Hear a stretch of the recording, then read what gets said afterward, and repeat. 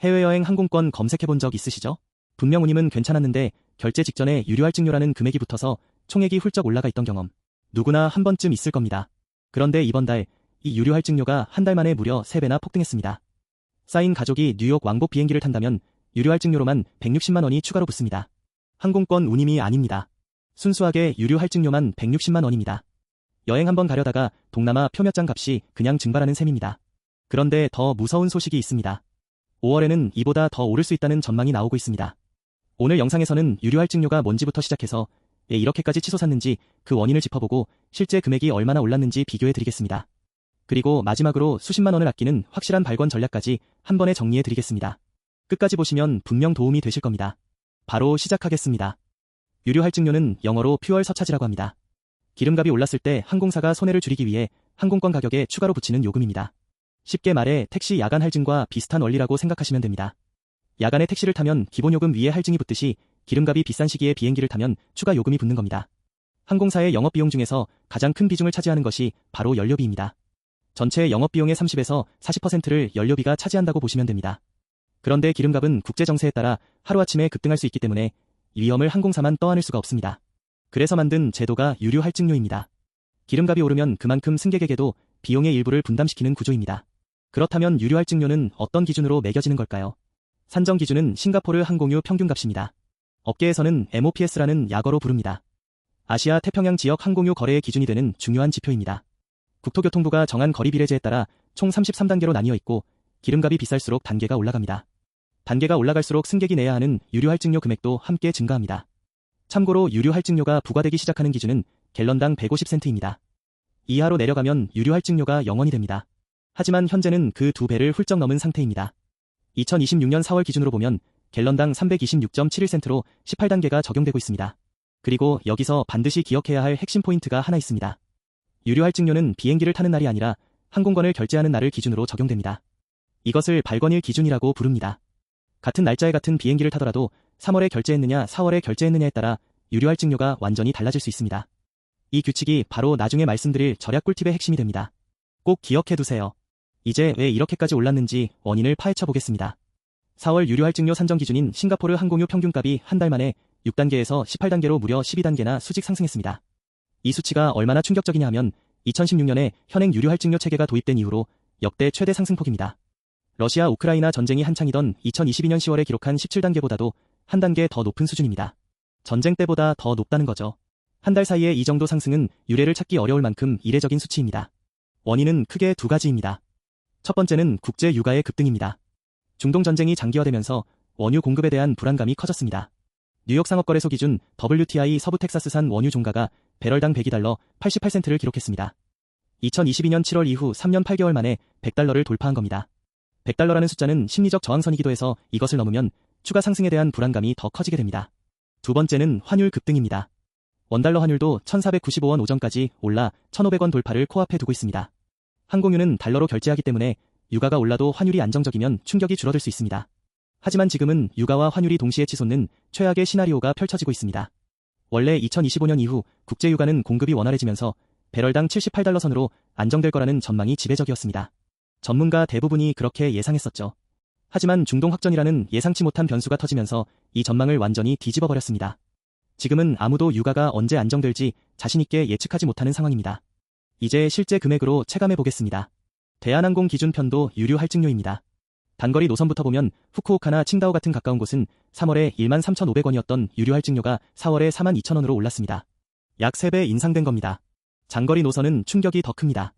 뉴욕이나 LA 같은 미주 노선은 3월에 편도 99,000원이었던 것이 4월에 303,000원으로 뛰었습니다. 3.1배 인상입니다.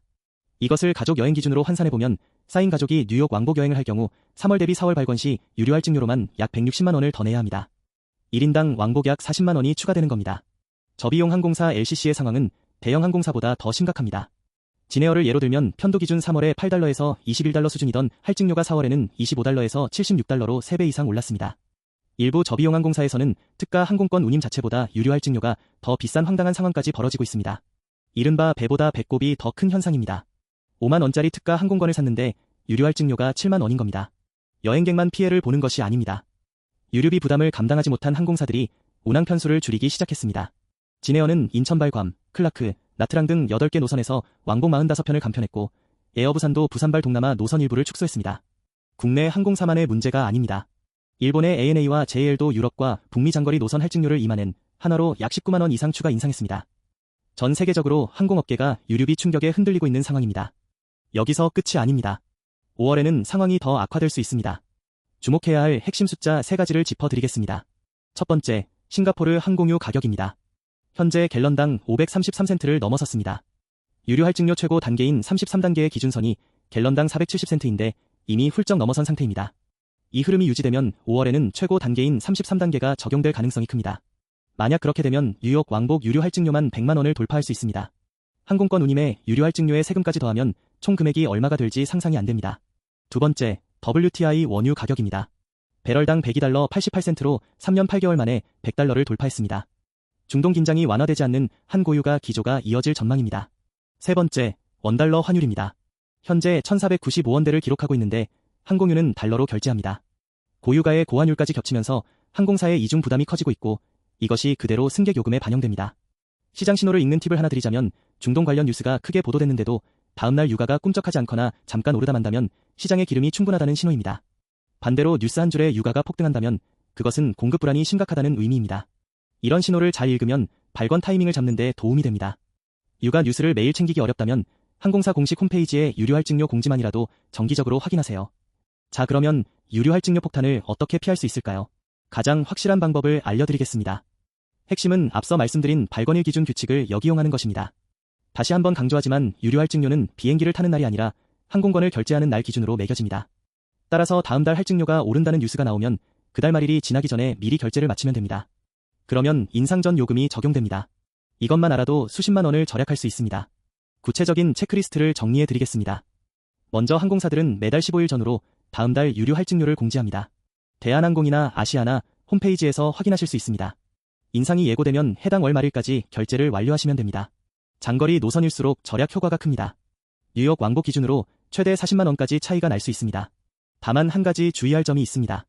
취소 수수료가 절약액보다 클 수 있으니 미리 결제하기 전에 항공사의 환불 규정을 반드시 확인하세요. 그리고 이미 예약한 항공편이 있다면 간편이나 결항 안내를 수시로 체크하시기 바랍니다. 이메일이나 카카오 알림톡으로 스케줄 변경 통보가 올 수 있습니다. 특히 저비용 항공사 LCC를 이용하시는 분들은 더욱 주의가 필요합니다. LCC는 대형 항공사와 달리 유류비 해지 계약을 맺지 못한 곳이 대부분이기 때문입니다. 유류비 해지 계약이란 기름값 폭등에 대비해서 미리 정해진 가격의 연료를 사는 일종의 보험 같은 계약입니다. 제주항공, 진에어, TAE항공 등이 이 해지 계약 없이 운영되고 있습니다. 그래서 유가 급등의 직격탄을 맞게 되고 추가 인상이나 감편 가능성이 대형 항공사보다 훨씬 높습니다.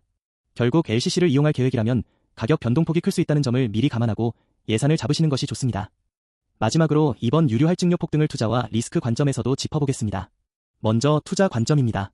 유류비 해지 계약이 없는 LCC 제주항공, 진에어, TAE항공 같은 저비용 항공사들은 유가와 환율 급등의 직격탄을 맞아 실적이 크게 악화될 위험이 있습니다. 반면 유류비 해지 계약을 보유한 대형 항공사, 업계 용어로 FSC라고 하는데 대한항공이나 아시아나 같은 회사들은 상대적으로 비용 방어력이 높습니다. LCC 관련 주식을 보유하고 계신다면 지금이 리스크를 점검해야 할 시점입니다. 리스크 관점에서 한 가지 더 짚어드리면 현재 항공유 가격 갤런당 533센트는 유류 할증료 최고 단계인 33단계의 상한선 470센트를 이미 훌쩍 넘어선 상태입니다. 이 말은 현행 유류 할증료 체계가 이 수준의 유가를 애초에 상정하지 않았다는 뜻입니다. 업계 일각에서는 할증료 산정 체계 자체의 개편을 요구하는 목소리가 나오고 있습니다.